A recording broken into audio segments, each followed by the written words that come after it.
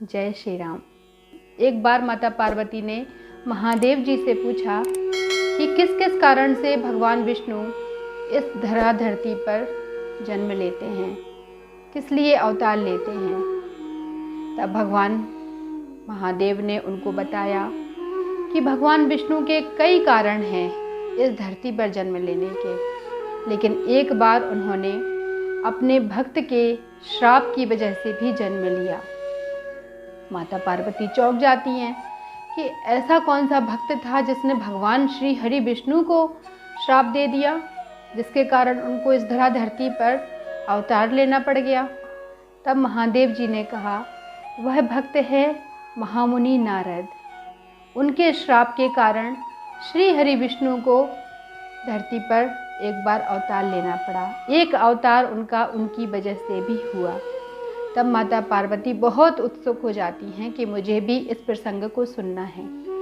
तब महादेव जी क्या कहते हैं, चलिए हम रामायण की इन चौपाई और दोहों से सुनते हैं।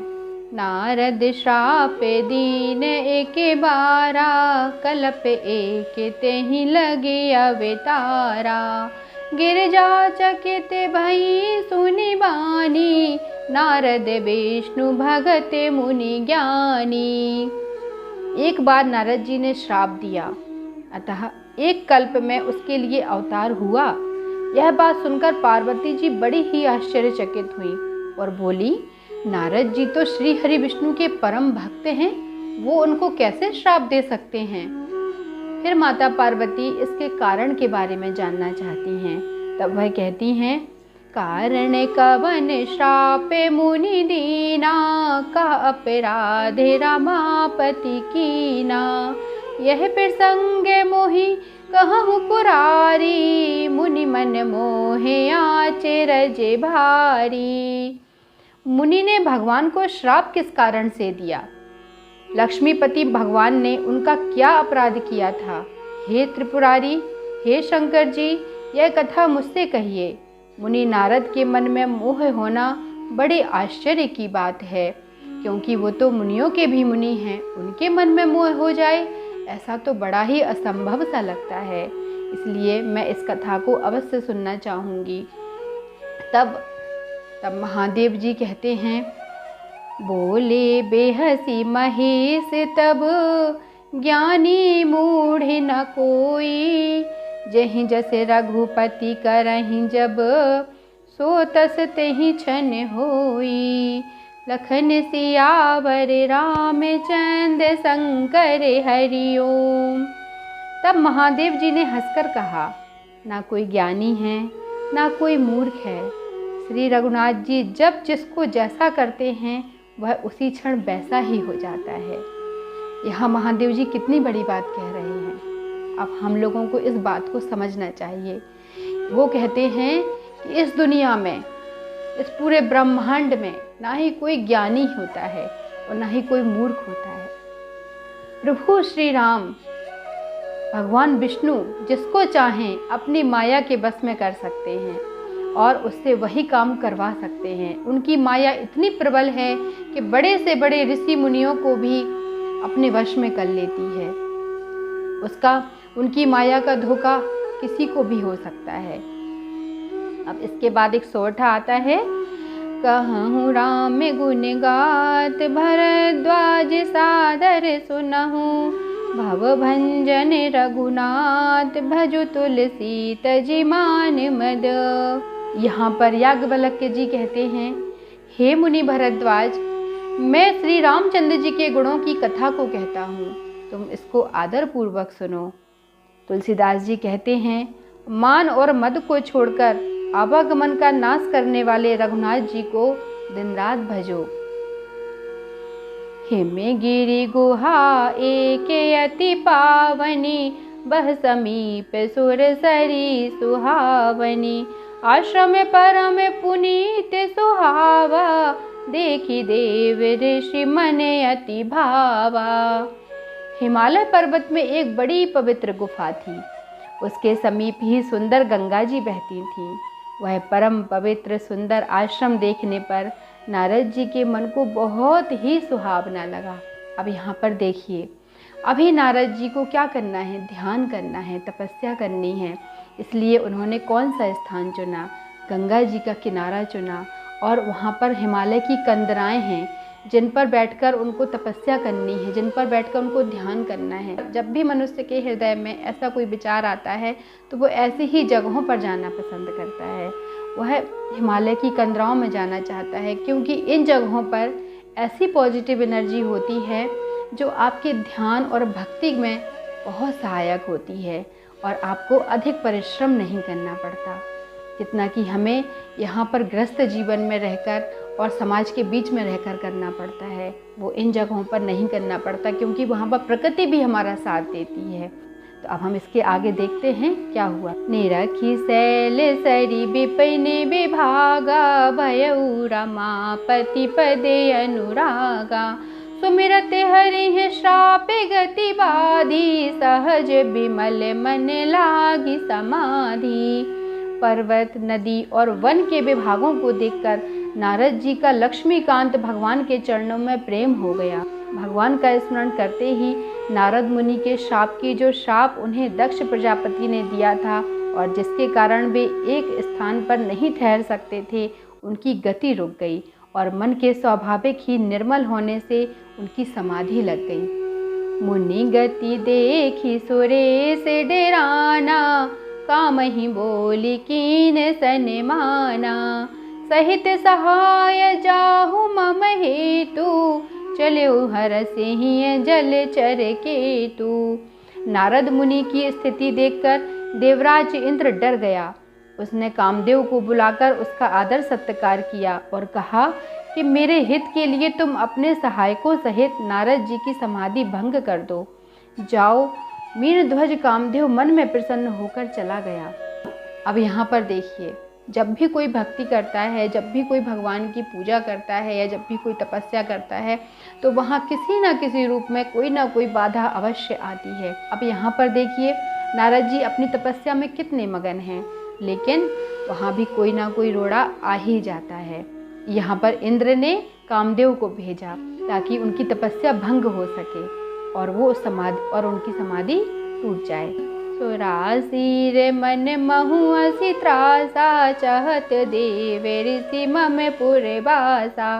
जे कामी लोलुप जग माही, कुटिल काके एब सबहि डेराही।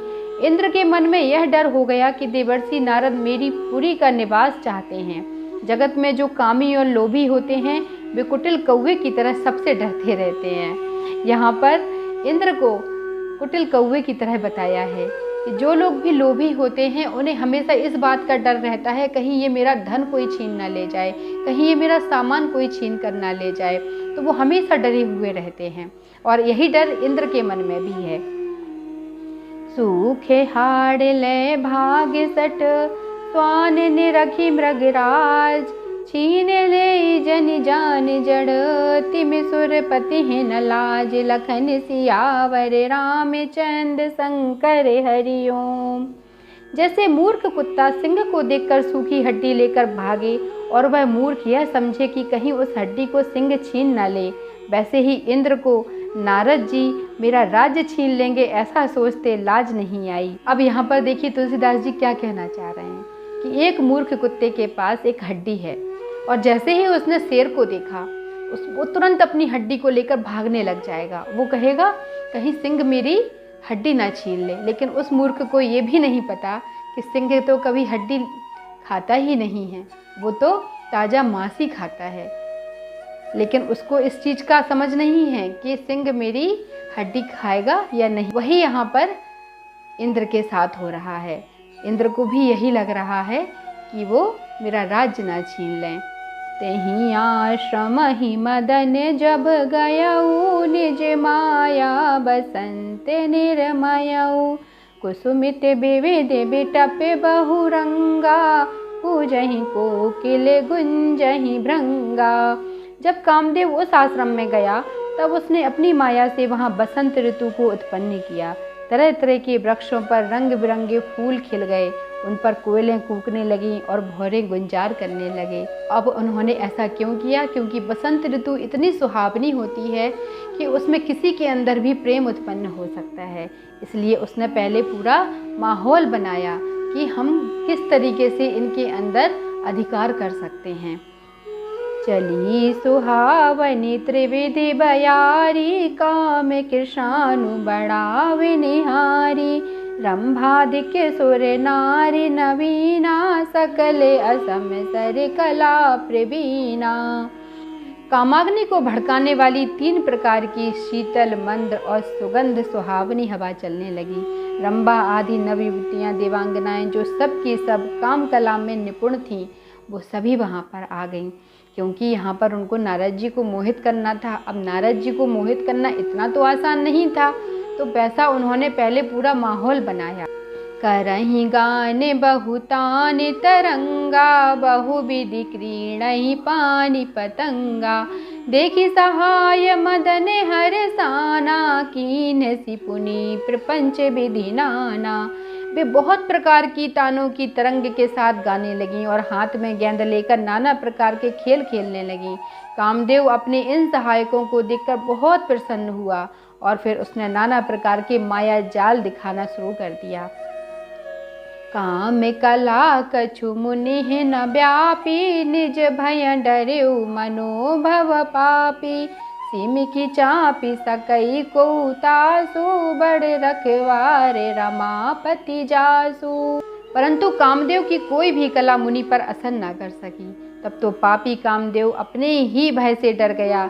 लक्ष्मीपति भगवान जिसके बड़े रक्षक हों, भला उसकी सीमा को कौन दबा सकता है। कामदेव ने इतना सब कुछ किया लेकिन मुनि को डिगा भी ना सका वो, क्योंकि मुनि के ऊपर स्वयं श्री हरि का हाथ था और जिस पर श्री हरि का हाथ हो उसको तो अपने लक्ष्य से कोई डिगा भी नहीं सकता है।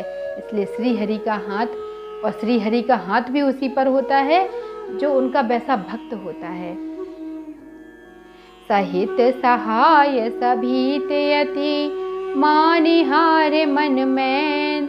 गहे सी जाय मुनि चरण तब, कही सुठी आरती बैन। लखन सियावर रामचंद्र शंकर हरिओम। तब अपने सहायकों समेत कामदेव ने बहुत डरकर और अपने मन में हार मानकर बहुत ही दीन वचन कहते हुए मुनि के चरणों को पकड़ लिया और कहा, भयउ न नारद मन कछु रोसा। कही प्रिय बचन काम परितोषा।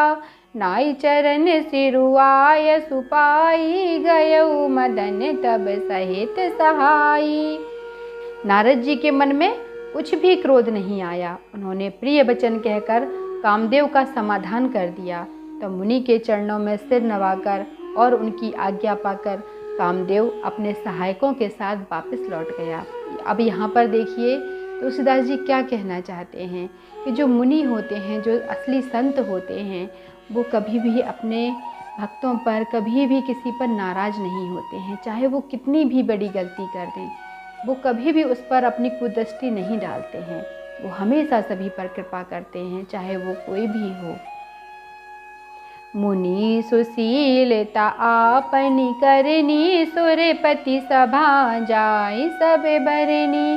सुनि सबके मन अचरज आवा, मुनि है प्रशंसी हरहि सिरुनावा।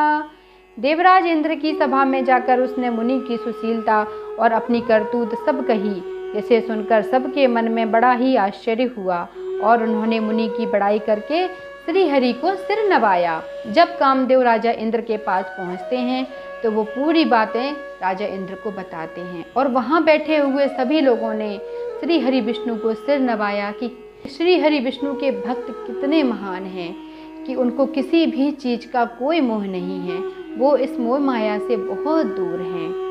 तब नारद गबने से वे पाही, जिता काम अहमिति मन माही। मार चरित शंकर ही सुनाए, अति प्रिय जान महेश सिखाए। अब यहाँ पर देखिए क्या होने वाला है। भगवान की माया किसी को भी नहीं छोड़ती, चाहे वो कोई भी हो। अब यहाँ नारद जी को भगवान की माया ने किस तरह से बस में कर लिया और मुनि को, कामदेव को हराने के लिए अहंकार हो गया। और उस अहंकार के लिए उन्होंने सोचा कि चलो अब मैं महादेव के पास जाता हूँ और अपनी पूरी कथा सुनाता हूँ कि मैंने किस तरीके से कामदेव को हराया है। क्योंकि जब कामदेव महादेव जी के पास गया था तो महादेव ने कामदेव को जला दिया था, तब जीता था। लेकिन यहाँ पर नारद जी ने कामदेव को जलाया नहीं है, ऐसे ही जीत लिया बिना जलाए हुए। तो नारद जी को अहंकार हो गया कि मैं तो उनसे भी बड़ा हो गया हूँ, कि मुझे तो कामदेव को जलाने की भी ज़रूरत नहीं पड़ी, मैं तो कामदेव पर मैंने ऐसे ही विजय प्राप्त कर ली, इसका मतलब है मैं महादेव से भी बड़ा हूँ। अब यहाँ पर नारद जी को अहंकार है और इसी अहंकार के साथ वो शिव जी के पास पहुँच जाते हैं। जब नारद जी भगवान शिव के पास पहुँचते हैं तो शिव जी उनको देखकर बड़े प्रसन्न होते हैं कि चलो नारद जी आए तो श्री हरि विष्णु की कुछ कथाएं सुनने को मिलेंगी, क्योंकि जब संत आते हैं तो कथाएं ही भी सुनाते हैं। तो उनको यही इंतज़ार था कि जब नारद जी आ गए हैं तो अब भगवान श्री हरि विष्णु की कुछ कथाएं भी सुनाएंगे। लेकिन यहाँ पर तो उल्टा ही हो गया, नारद जी तो अपनी ही कथा सुनाने में लग गए और उन्होंने भगवान शिव को बताया कि मैंने किस तरीके से कामदेव पर जीत हासिल की है, मैंने किस तरीके से कामदेव को हराया है। और यहाँ वो अपना ही गुणगान करने में लग गए। बारे बारे बिनवऊ मुनि तो ही जिमि यह कथा सुनायहु मोहि, तिम जनि हरि है सुनावहु कबहि, चलहु फिर संगे दुरायहु तबहु।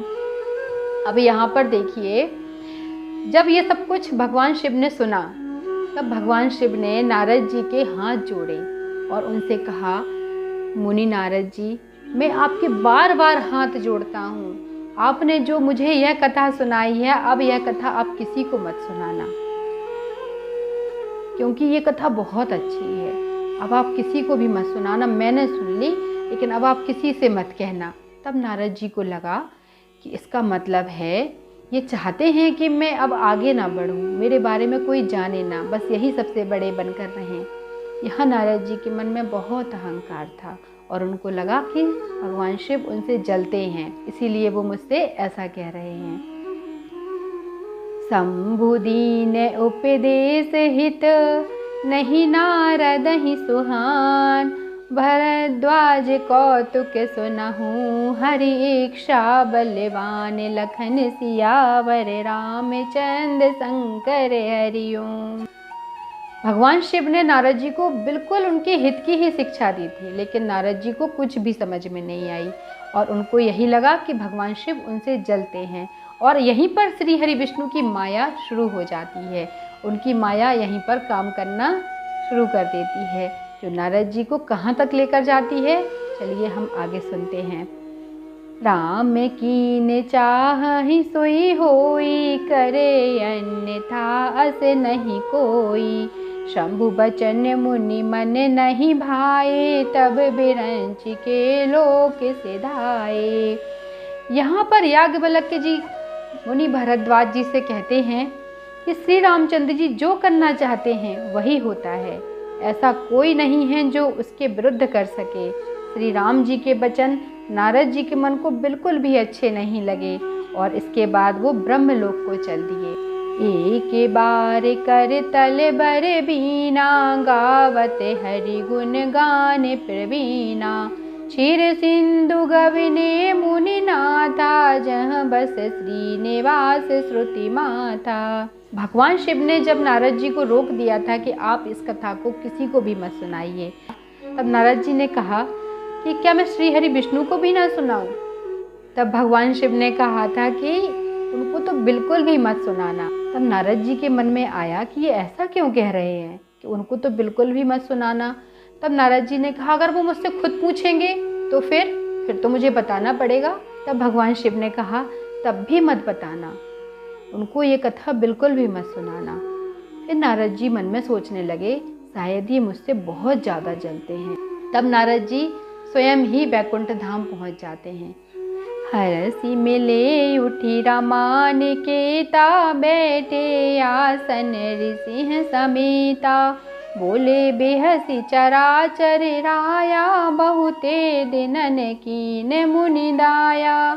रमा निवास भगवान उठकर बड़े आनंद से उनसे मिले और ऋषि नारद जी के साथ आसन पर बैठ गए। चराचर के स्वामी भगवान हंसकर बोले, हे मुनि, आज आपने बहुत दिनों से दया मुझ पर की है।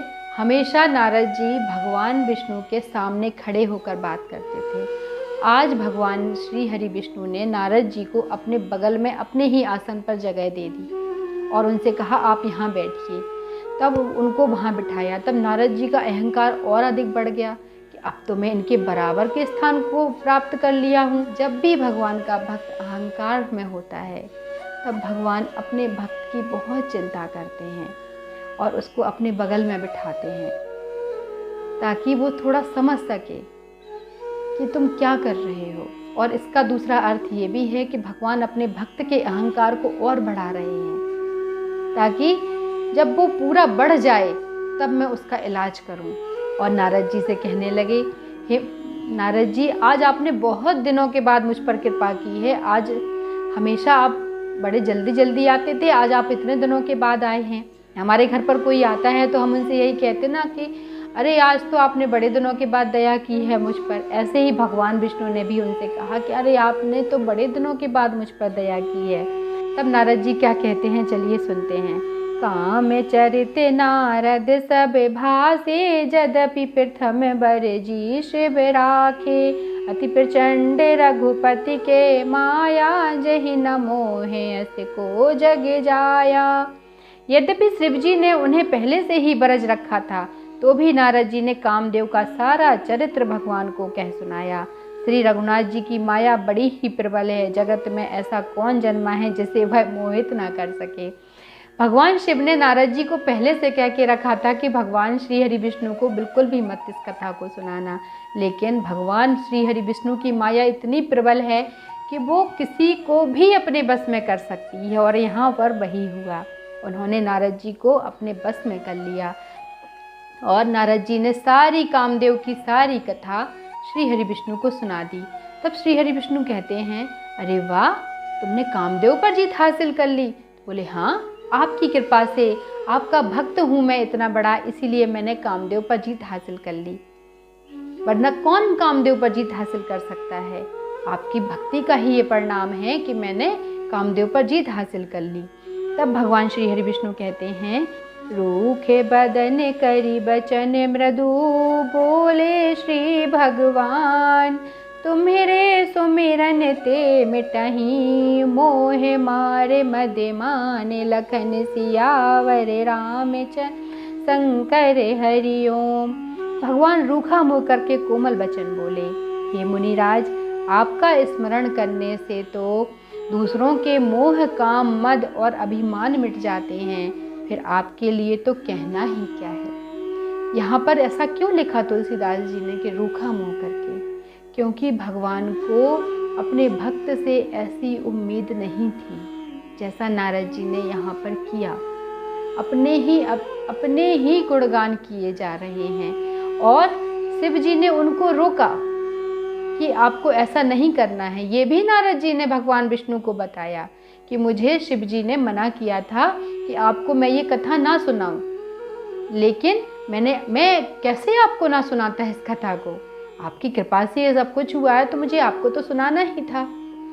तब श्री हरि विष्णु का मन थोड़ा सा रूखा हो गया कि आज तुमने मेरे भक्त होने की लाज भी नहीं रखी। मेरा भक्त भगवान शिव की भी बात नहीं मान पाया, इसलिए भगवान यहाँ पर दुखी हो जाते हैं। यहाँ पर बिल्कुल वैसे ही है जैसे अगर हमारे शरीर में कोई फोड़ा हो जाए और हम किसी वैद्य के पास जाएं, शुरुआती स्टेज में हम उस वैद्य के पास जाते हैं और उससे कहते हैं कि हमें ये फोड़ा हो गया है, आप इसका कुछ इलाज बता दीजिए।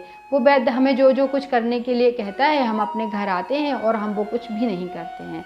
फिर 5-6 दिन के बाद वो फोड़ा और बढ़ जाता है। फिर हम कहते हैं चलो अब दूसरे डॉक्टर के पास चलते हैं। फिर हम दूसरे डॉक्टर के पास जाएंगे। दूसरा डॉक्टर हम सबसे पहले क्या कहेगा कि क्या आपने पहले दिखाया इसको किसी को? तो हम कहेंगे हाँ दिखाया तो था, लेकिन जो उन्होंने बताया था वो मैंने किया नहीं। तब फिर डॉक्टर समझ जाएगा कि इन्होंने उसकी बात नहीं मानी, इसलिए अब इस फोड़े की तकलीफ बढ़ने वाली है और अब इस फोड़े का सिर्फ यही इलाज है कि अब इसको पकना होगा।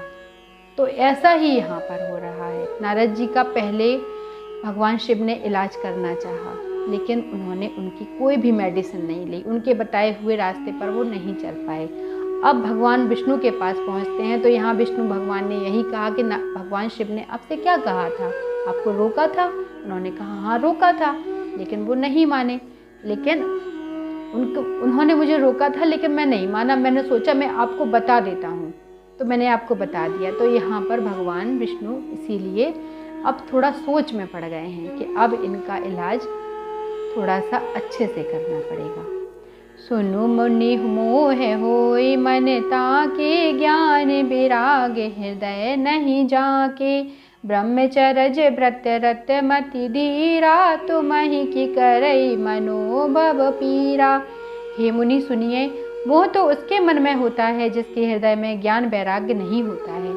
आप तो ब्रह्मचर्य व्रत में तत्पर और बड़े धीर बुद्धि हैं, भला कहीं आपको भी कामदेव सता सकता है? यहाँ पर भगवान क्या कर रहे हैं? नारद जी के मोह को और बढ़ा रहे हैं, उनके अहंकार को और ज़्यादा बढ़ा रहे हैं, क्योंकि अब इलाज करना है तो थोड़ा सा बढ़ाना तो पड़ेगा, फोड़े को पकाना तो पड़ेगा। अब वही यहाँ पर भगवान विष्णु कर रहे हैं कि आप तो कहाँ, आप तो इतने बड़े मुनि ज्ञानी हो, आपको क्या मोह माया, आपको क्या हो सकता है, आप पर कामदेव कैसे असर कर सकता है?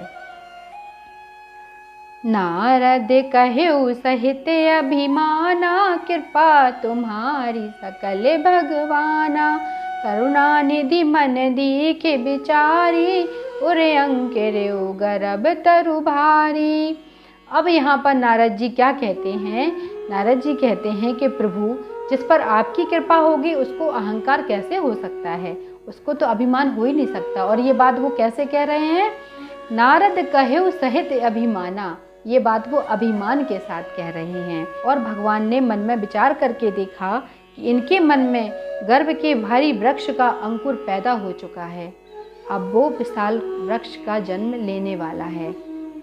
पेगी सो मैं डारूं खारी, पन हमारे सेवक हितकारी, मुनि कर हित मम कौतुक होई, अवश्य उपाय कर अभी मैं सोई। मैं उसे तुरंत ही उखाड़ फेंकूंगा, क्योंकि सेवकों का हित करना हमारा प्रण है। मैं अवश्य ही यह उपाय करूंगा जिससे मुनि का कल्याण हो और मेरा खेल हो। यहाँ पर भगवान क्या कह रहे हैं कि जब भी मेरा कोई भक्त होगा, जो भी मेरा भक्त होता है, मैं उसको इस तरह अहंकार में नहीं देख सकता। इसलिए कई बार लोग कहते हैं कि मैं तो भगवान का इतना बड़ा भक्त हूँ, फिर मुझे क्यों तकलीफ दे रहे हैं भगवान? क्यों? ये अहंकार ही तो है।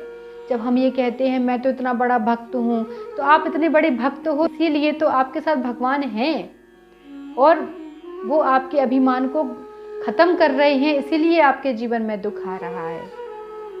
वो नहीं चाहते कि हमारा भक्त किसी भी तरह से अभिमान में रहे, क्योंकि अभिमान बहुत बड़ी बीमारी है और अपने भक्त को इस बीमारी के साथ तो भगवान कभी भी नहीं देख सकते हैं। ऐसा ही नारद जी के साथ हो रहा है। तब नारद हरिपद सिर नाई, चले हृदय अहमिति अधिकाई, श्रीपति निज माया तब प्रेरी, सुनहु कठिन करनी तेहि केरी। तब नारद जी भगवान के चरणों में सिर नवाकर चलते हैं और उनके हृदय में अभिमान और भी बढ़ गया। तब लक्ष्मीपति भगवान ने अपनी माया को प्रेरित किया। अब उसकी कठिन करनी सुनिए। अब यहाँ पर नारद जी बड़े ही अभिमान के साथ चले जाते हैं। इसके बाद श्री हरि विष्णु कौन सा कठिन इलाज नारद जी के लिए करते हैं, अब हम इसके आगे सुनते हैं। बिरचेउ मग महु नगर तेहि, सत जो जन विस्तार, श्रीनिवास पुर ते अधिक रचना, विविध प्रकार लखन सियावर, रामचंद्र शंकर हरिओम। उस हरि माया ने रास्ते में 100 योजन का एक नगर रच दिया। उस नगर की भांति भांति की रचनाएं लक्ष्मी निवास भगवान विष्णु के नगर बैकुंठ से भी अधिक सुंदर थी। भगवान विष्णु की माया ने बहुत ही सुंदर नगर की रचना कर दी, जो भगवान विष्णु के बैकुंठ धाम की तरह ही था। बसहि नगर सुंदर नर नारी, जनु बहु मन सिजरति तनुधारी, तेहि पुर बसहि शील निधि राजा, अगणित हय गय सेन समाजा, उस नगर में ऐसे सुंदर नर नारी बसते थे मानो बहुत से कामदेव रति ही मनुष्य शरीर धारण करके आ गए हों। उस नगर में शीलनिधि नाम का राजा रहता था, जिसके यहाँ असंख्य घोड़े, हाथी और सेना के समूह थे। यहाँ पर भगवान श्री हरि विष्णु ने कैसी माया रच दी नारद जी के लिए। एक पूरा नगर बसा दिया, उसमें तरह तरह के घोड़े, हाथी, साज सज्जा सब कुछ बना दिया। सत्य सुरेश सम विभव विलासा, रूप तेज बल नीति निवासा, विश्व मोहिनी तासु कुमारी, श्री विमोह जिसु रूप निहारी। उसका वैभव और विलास 100 इंद्रों के समान था। वह रूप, तेज, बल और नीति का घर था। उसके विश्व मोहिनी नाम की एक ऐसी रूपवती कन्या थी जिसके रूप को देखकर लक्ष्मी जी भी मोहित हो जाएं। इस तरह का उनका रूप था। सोई हरि माया सब गुण खानी, शोभाता सुखी जाई बखानी, करे स्वयंवर सो नृप बाला, आए तह अगणित महिपाला। वह सब गुणों की खान भगवान की माया ही थी। उसकी शोभा का वर्णन कैसे किया जा सकता है।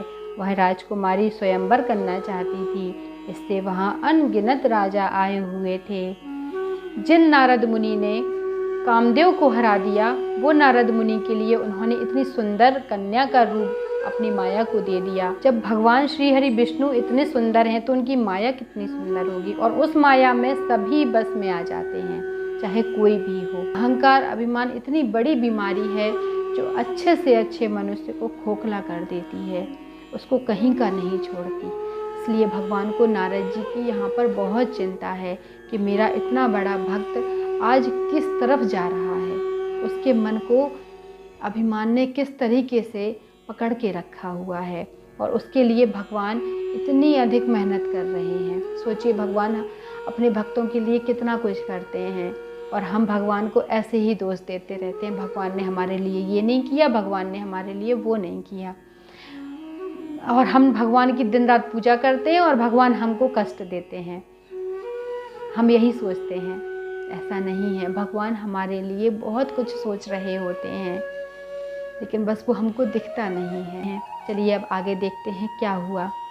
आनी दिखाई नारदही, भूपति राजकुमार, कहूँ नाथ गुण दोष सब, एहि के हृदय विचारी, लखन सियावर रामचंद्र शंकर हरिओम। फिर राजा राजकुमारी को नारद जी के सामने लेकर जाते हैं और उनको अपनी राजकुमारी का भाग्य देखने के लिए कहते हैं। उनसे कहते हैं कि आप बताइए कि मेरी राजकुमारी का भाग्य कैसा है, उसके भाग्य में कैसा राजकुमार है और आगे जाकर उसका जीवन कैसा रहेगा। यह सब वो नारद जी से पूछना चाहते हैं। लेकिन ये किसको पता था कि कामदेव को हराने वाले नारद जी स्वयं उस कन्या के मोह में फंस जाएंगे, क्योंकि यहाँ पर हरि माया प्रबल है। आज की कथा को यहीं पर हम विश्राम देते हैं। इसके आगे की कथा हम कल करेंगे और कल जानेंगे कि श्री हरि विष्णु ने किस तरह से नारद जी के अभिमान को खत्म किया और नारद जी ने गुस्से में आकर किस तरह से भगवान श्री हरि विष्णु को श्राप दे दिया। हम कल की कथा में जानेंगे कि इसके आगे क्या हुआ। तो जुड़े रहिए आप हमारे साथ कल की कथा में। जय श्री राम।